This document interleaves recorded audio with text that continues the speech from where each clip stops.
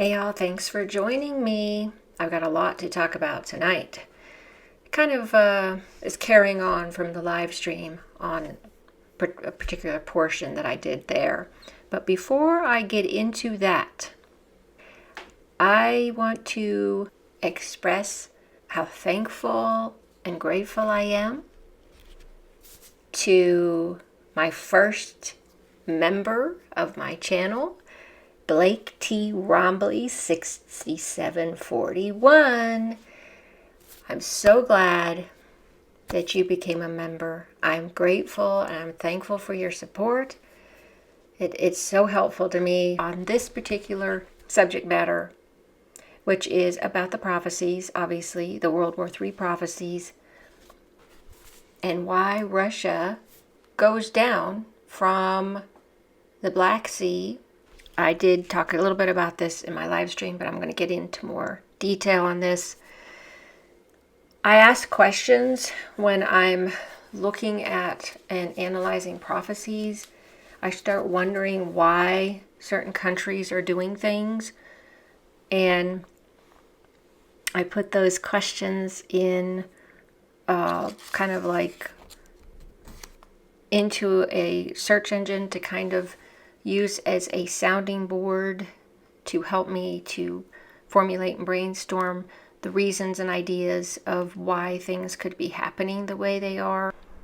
I'm going to start with, first off, if you remember the Zangezur corridor that President Trump signed with Azerbaijan and Armenia last year so that they could have this corridor, and I'm going to show you the picture now, the map. So they could have this corridor here, as you see, that's Azerbaijan, the capital, and it can come down here, and it's a corridor, and it goes through to Kars, Turkey, and other portions here in Turkey, and is right on the border of Iran. Now, you remember when this came about, there was some concern from Iran about the U.S. troops coming in there, and Iran had warned them that it was going to become a graveyard if they did come into that region. I'm guessing that hasn't happened because I haven't heard anything about the troops coming into that corridor. But that was the warning Iran gave at the time. So,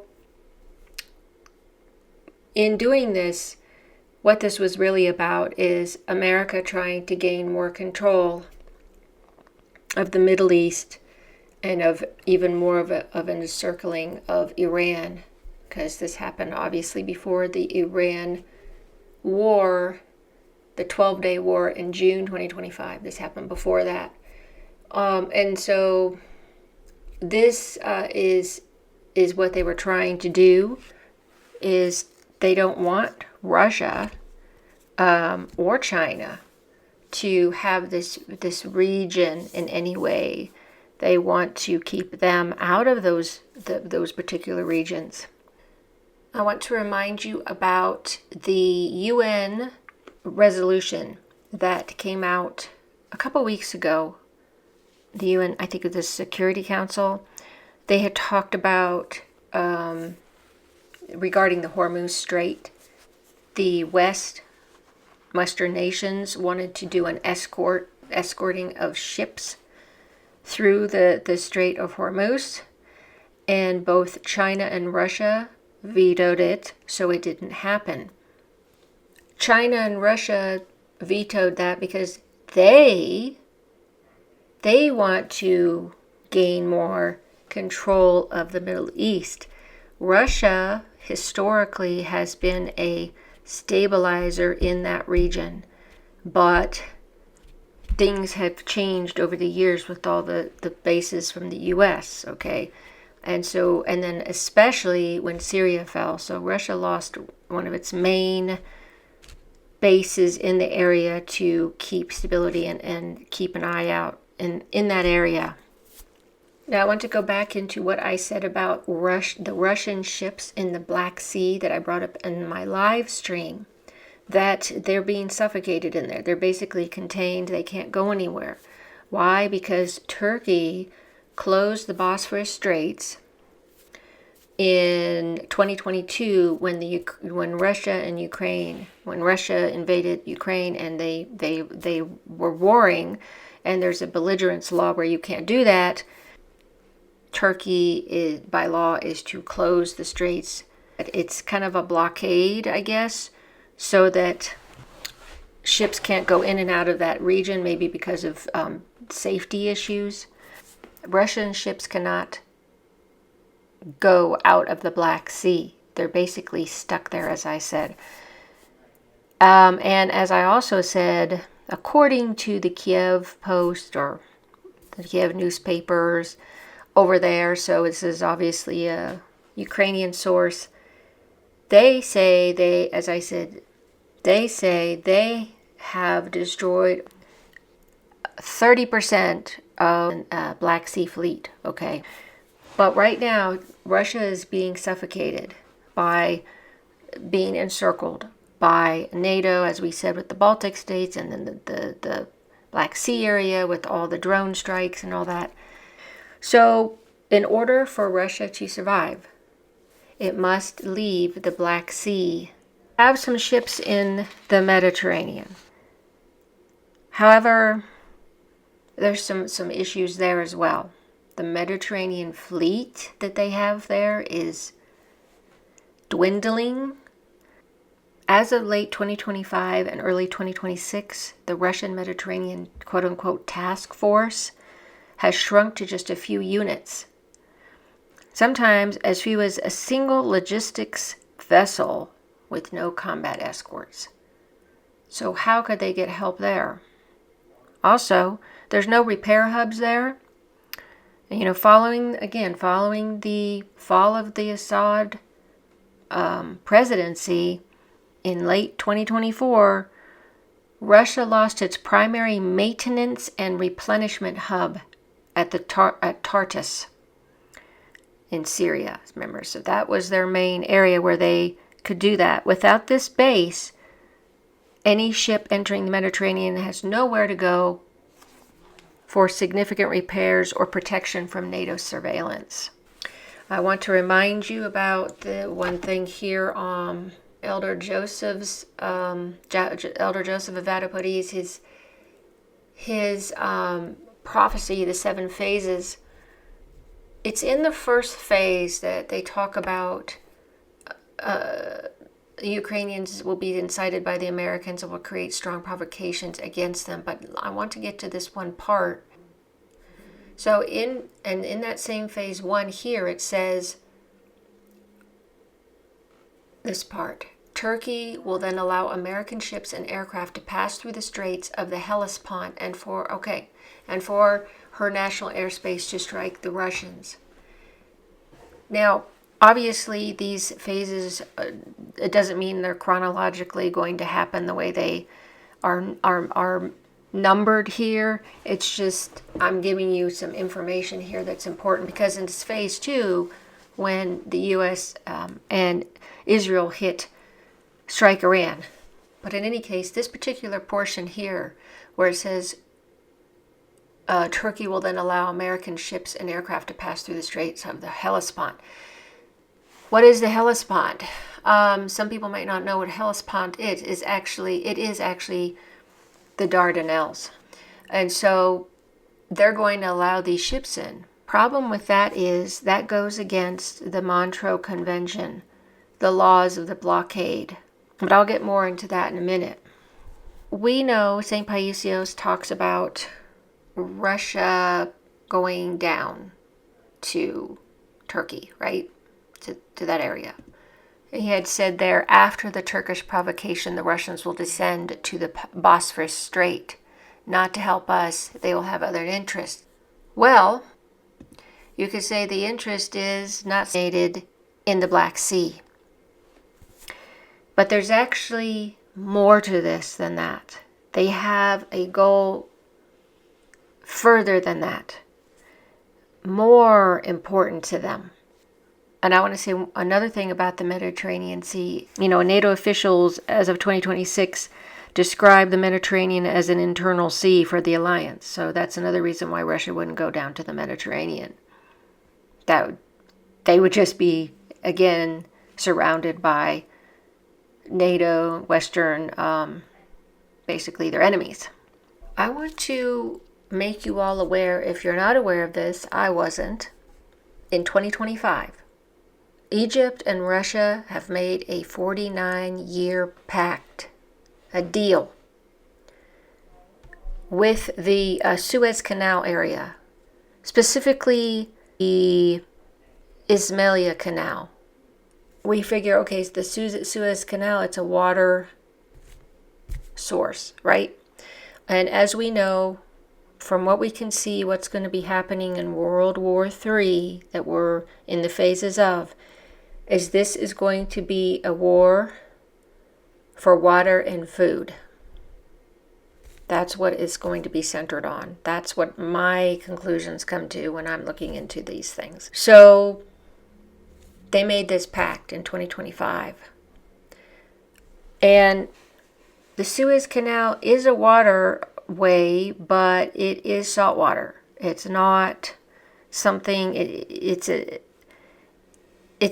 sea level waterway filled with salt water from the Mediterranean Red Seas.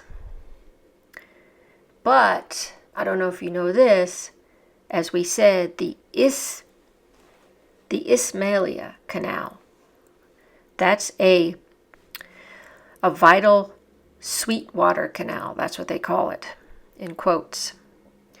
It runs parallel to the Suez Canal. This canal is the only significant source of fresh water in the Suez region, diverted from the Nile River. As I said, if coastal desalination plants are destroyed, this canal becomes the most strategic asset in North Africa.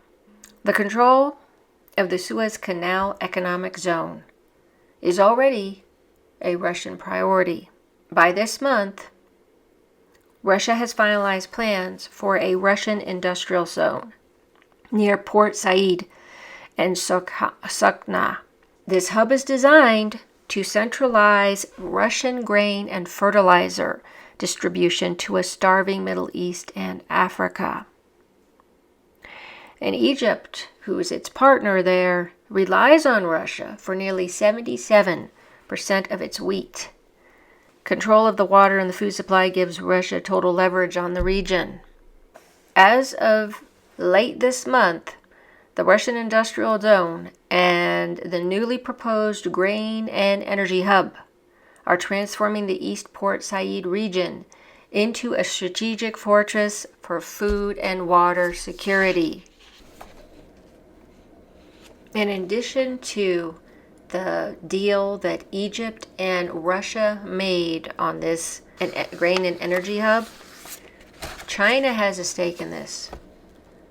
China owns a 20% stake in Port Said and has committed over $375 million to the Ain Sukhna terminal. As of April 9th, 2026, deep foundation work is underway for 9 massive grain silos. These silos are being built with 360 specialized piles reaching a depth of 67 meters to support the weight of millions of tons of grain. I'm going to show this website to give you an idea of what they have there. So here it is, East Port Said Industrial Zone. These are all the things it has in the area. The East Port Said Industrial Zone is on a total area of 63 kilometers, designated, I don't know what that means, designated to receive various manufacturing activities in a wide range of industrial clusters.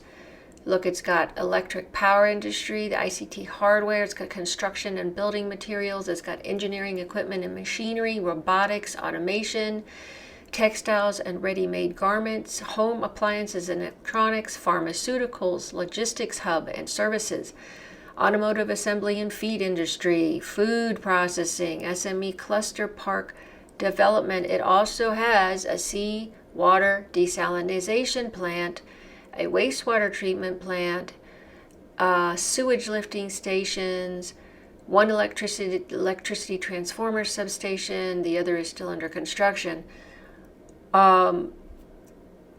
It's 20 kilometers away from Port Said City. A new city project for housing 1 million residents and being developed by the government in EPS Al Salam City. 30, and then it says where it's 200 kilometers away from Cairo. I can bring up this map and show you. So here we have the Gulf of Suez down here. Okay, and then we have Suez tunnels that go all the way up here. There's the east port of Said, and the highway here. So all of this section here, there's the Ismailia tunnels. All of this is in here. This is the Ismailia right here that goes off of that Suez. So this is the fresh water waterway here. Very important, because as you see, this is going to be the everybody wants spot, okay? When things get really rough and the water and food wars start. I wanted to make sure you all were aware of that, because I certainly wasn't. So let's go back to what we said here. Elder Joseph said, Turkey will then allow American ships and aircraft to pass through the straits. This is after the Ukraine is inciting Russia, which is what's going on, this war, the Ukraine-Russian war. But the Europeans obviously are involved in the Baltics and the Black Sea. But what I got out of this is when it says Turkey will allow this to happen by letting the U.S. ships and aircraft pass through the straits of the Hellespont, pass through the Dardanelles, and from her national airspace to strike the Russians. This means that, the way I understand that, Erdogan is following the Montreux Convention, okay? The law of the blockade. He's been doing that. It has not been opened. It's been strictly blocked off for both Russia and the U.S. and NATO ships. But now, what we're seeing here would tell us that Turkey opens the strait for the U.S. ships to finish off Russian ships in the Black Sea. Well, that tells you that it's the new leaders, the Grey Wolves, the extremist nationalist group, that's going to take over leadership after Erdogan falls, in whatever way that is, in the airplane, or biologically, whatever it is.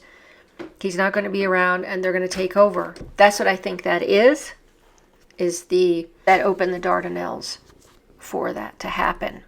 And let's go back into what Elder Joseph says happens after that. Then the countdown for the Turks will begin. It says the Russians will very soon occupy Ukraine and will be enthusiastically welcomed to the cities, he says. Now, this is the important part here. Over Ukraine and the Black Sea, the Americans and Russians will fight for the first time air battles, and the Russians will prevail overwhelmingly. This is in Turkey, a dictatorship will have been imposed. So this says right here, will have been imposed, which means it happens before Turkey opens the Dardanelles for the U.S. ships and aircraft. So what this shows is Turkey, the Turkish leaders, the Kemalists, have violated the Montreux Convention and the blockade to allow in the Western ships, the U.S. specifically. And Russia's already suffering in the Black Sea. So you can imagine, if I show you that map again, Russia's stuck here in the Black Sea, and then Turkey opens the Dardanelles gate, basically, for the U.S. ships to come through here, and then their aircraft to come in, and all they have to do is go through here, you see. So they come in, and they somehow come into here, because Turkey, well, I'm sure will open the Bosphorus as well for them, And there's going to be that battle here in the Black Sea between Russian air jets and U.S. jets, and Russia is going to defeat the American jets. So if the Dardanelles and the Bosphorus Straits have been closed for 4 years now, permanently following the law, and then all of a sudden the new Turkish leader and its group open those straits, how do you think Russia's going to feel about that? Basically, they're going to look like traitors, they violated the laws, right? And so we see what happens after that. We see why, there's two reasons why Russia has to get out of that Black Sea region. Their survival and the fact that they're ticked off at Turkey. This is why they bust through the Bosphorus Strait and come down and they go to Constantinople, because you can have a stronghold there. It's a important strategic location, Constantinople / Istanbul. So when it says Russians will descend to the Bosphorus Strait, not to help us, they will have other interests. We know what those interests are. We know there's two interests: their survival and to go after Turkey for their violation and causing them nearly their existence in the Black Sea to be gone. Okay? So that would explain why they do this and why they go from a more defensive position and a more measured way of fighting against NATO and U.S. is, I think that's the last straw for Russia. They're already getting sick of everything that's happening right now with all of the drone strikes and all of from every direction. And that's when they become much more aggressive, and that's why they end up going through all those countries that Elder Joseph talks about in this phase 2, which has to do with the attack from America and Israel against Iran. But what the important part is here is this is how it happens: is Russians will move quickly southwards, rushing to occupy Turkey as quickly as possible before NATO can reinforce it. Now we see why that is. Because if the NATO ships have come in, or the U.S. ships and the NATO ships have come into the Sea of Marmara and the Black Sea, right? Then they're going to try to, as we said, try to destroy Russian ships and planes. So it's important for Russia to take that area. Turkey will be hit hard and destroyed completely. Well, we see why, right?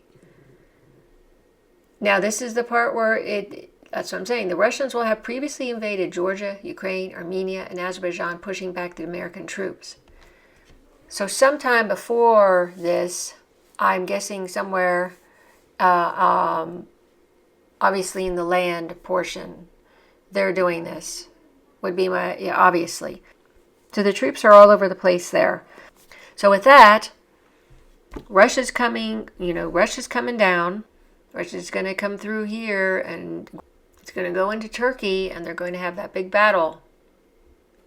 Now, after Russia has defeated Turkey, they spend, I think they control Constantinople for about 3 months, if I remember from the prophecies.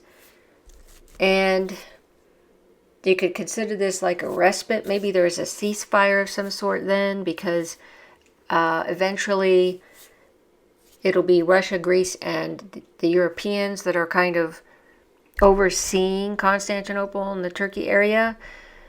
And then eventually Russia gives it over to Greece These 3 months, like 90 days, actually will be good for Russia, because the straits will be a graveyard of sea mines. It takes roughly 90 days of continuous sweeping to make those narrow channels safe for the massive transport ships needed for the southern descent. So they're obviously going to go down after that, apparently. Why are they going down? Well, their destination is the Sweetwater Pipeline, the Ismailia Canal. They want to get over there and protect their water supply, because that's what's going to be left.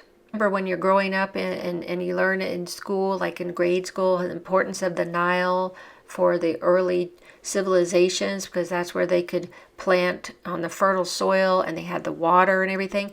It's the same thing now.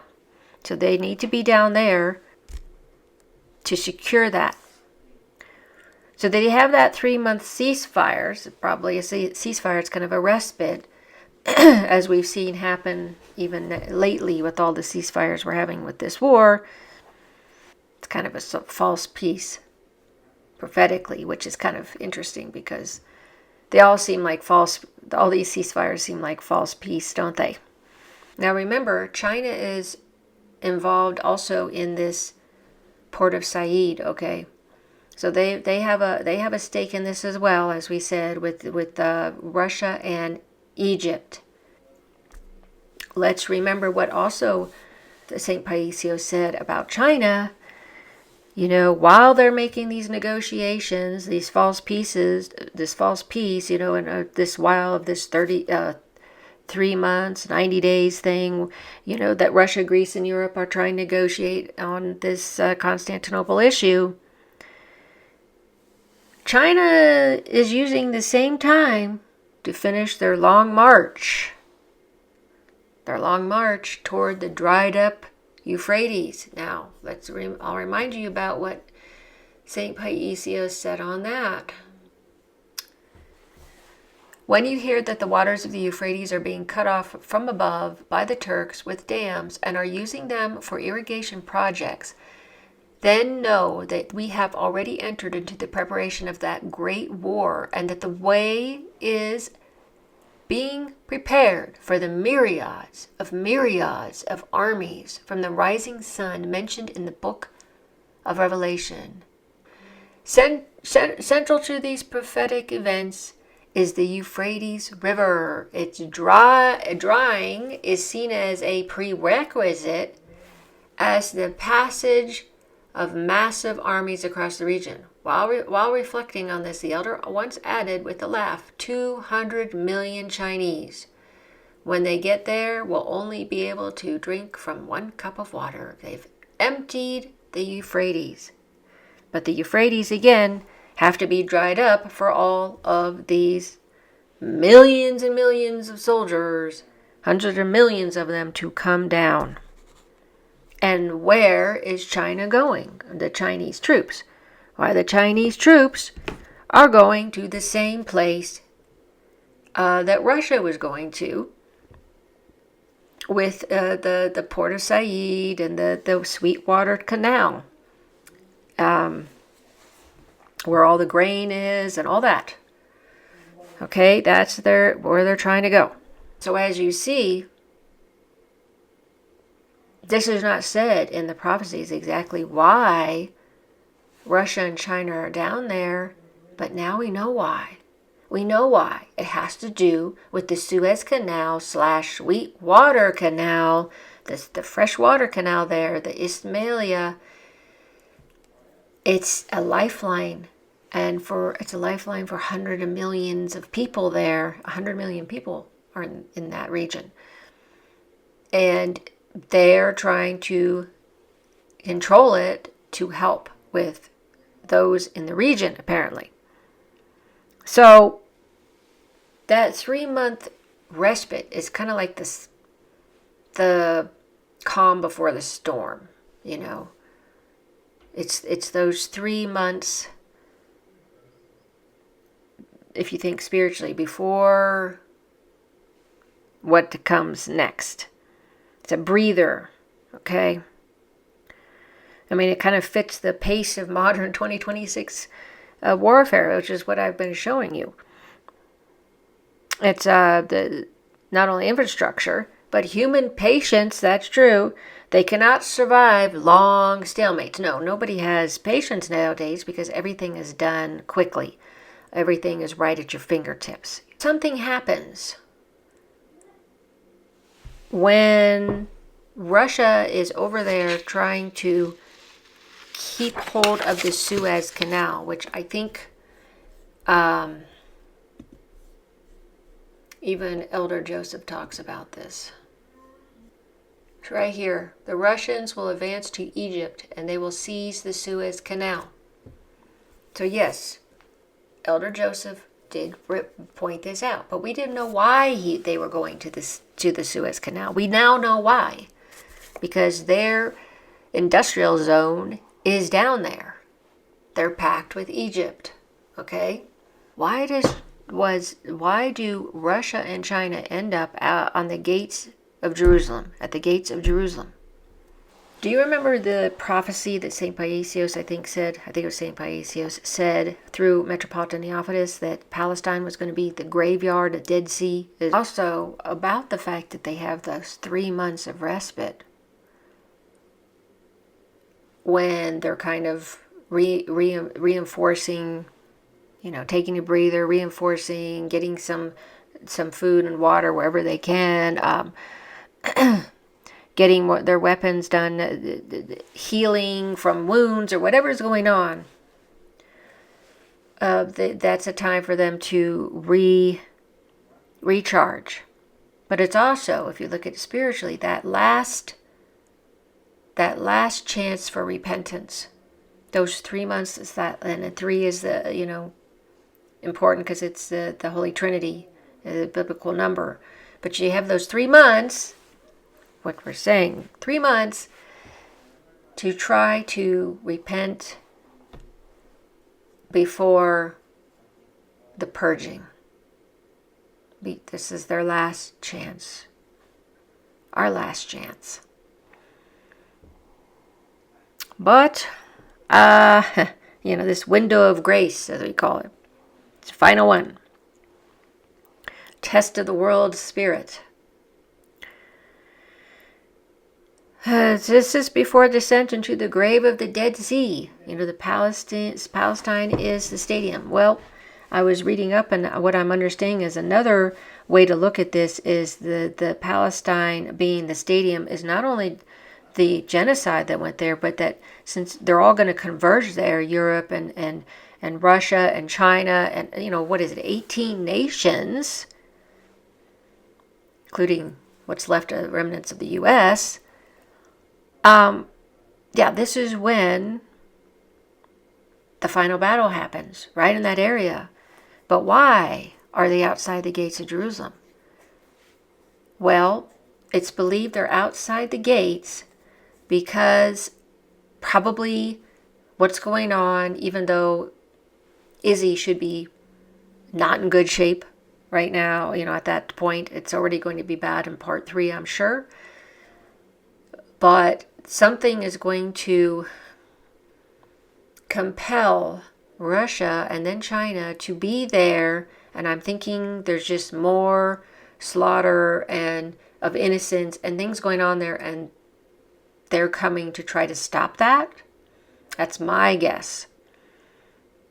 But with being drawn into that area and everybody comes, all 18, this is when the mass destruction happens, and nobody wins.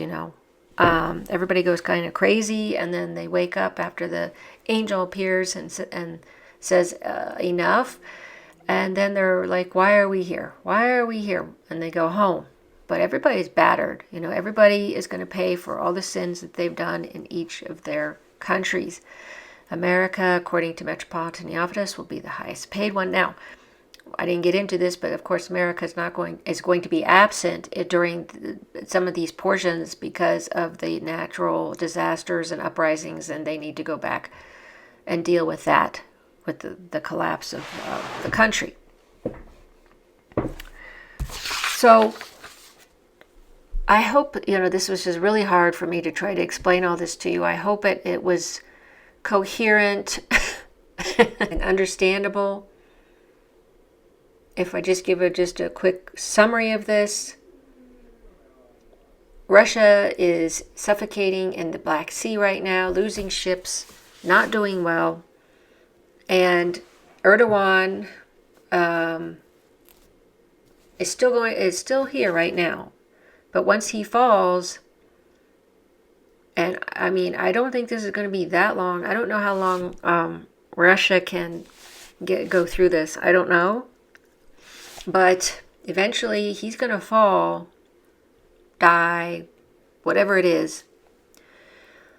And those Kemalists are going to come in and they're going to open those Bosphorus Straits. They're going to open the Dardanelles. The U.S. the NATO ships and aircraft are going to come in. There's going to be a battle there. And that's when Russia, feeling betrayed once again, is going to bust out of the Bosphorus Straits, take over Turkey. You're going to have a big, big fight and destroy Turkey, and then they will be in control of the city, Constantinople, for a while, with Russia, and then Greece, and the Europeans. We're all going to negotiate in this time. Meanwhile, China is making its way down. The Euphrates dried up, all that. Russia gets out, they take that 3-month break. Then Russia goes down to seize the Suez Canal, their industrial zone there that they've created with all this fertilizer and food, grain, desalination, water, hub there, that they have all that, plus a base that they were going to build around the Port Said area. So that's why they go to that area, because they need to be in that area in order to protect their resources that are going to be, everybody's going to want that. You see what I'm saying? That's why there's going to be, with this huge famine and all the scarcity of water and food that's coming, and just the economy collapsing. Wars always seem to start from economic collapses or people that are in really bad economic shape. So this is why Russia goes down there. As Elder Paisios said, or Saint Paisios said, they have their own interests. Yeah, those are the interests. I've cracked the code on that. Of course, that's what made it so interesting. Is like, okay, that's why they're going down there. And I wanted to share that with you. It was so important. So we're going to keep an eye out of what's going on in the Black Sea, what's going on with Turkey, China, this project that's going on down there with Egypt, Russia, and China. I'm going to end this with a quote that's attributed to St. Paisios. Not 100%, but it's attributed to him. It says, "The world is being governed by a spirit of madness. It is like a forest ready to catch fire. But even in the midst of this fire, God will not abandon us. He is waiting for our repentance. If we return to him, the sweet water," which is interesting, "of his grace will quench," of course, this is probably worded this way, but I don't know if that's the exact words he used. "The sweet water of his grace will quench the fire that our own pride has started." Again, it's coming back to, we got to repent, because this is coming, and we all need to stock up. I never got into the prepper thing. I never thought that was a real, oh, come on.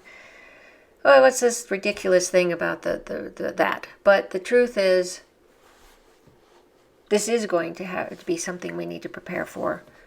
So I suggest everybody start doing that. I'd like to start a little tiny, at least put them in pots, some kind of vegetables, fruit to grow. I'd like to get we've been wanting to, for the past year or two, want to get a generator. So at least something we have going during this, whenever this EMP happens or whatever happens, whatever it is. We want to be prepared. We want lots of water. We want to have that ready. Things we need to do to survive.